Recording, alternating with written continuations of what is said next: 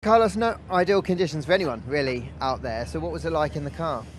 No, not ideal, but it was at least the conditions were pretty consistent out there today. That when it's wet, that allows you to do a couple of tests. We never get to run in these conditions, so yeah, we managed to get a couple of tests done. That it's always interesting and always run in the wet because I feel like you can still learn something and you can always learn something from the car, from the driving, especially after a wet Singapore. And you really love those conditions, don't you, when it's wet, slippery?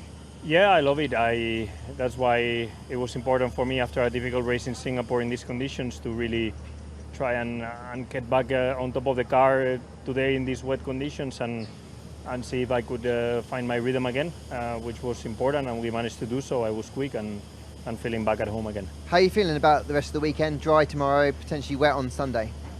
Well, for sure there will be some compromises to be taken. Definitely that rain threat for Sunday looks likely, so there's going to be a few things to think twice about when doing the qualifying tomorrow. No? So I think it's going to be an interesting weekend ahead, and the combination of the dry track tomorrow in quali, pushing flat out around this track that is amazing, and then having that rain threat is going to make things interesting. Do you think the wet conditions will help pull you guys closer to Red Bull? Because this track does generally tend to suit them, doesn't it?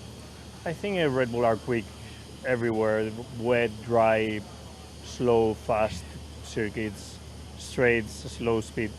They're quick everywhere with the package they have now. But I think we are also very quick. So it will be a matter of who nails the weekend and who has that last 10th to 10th advantage over the other.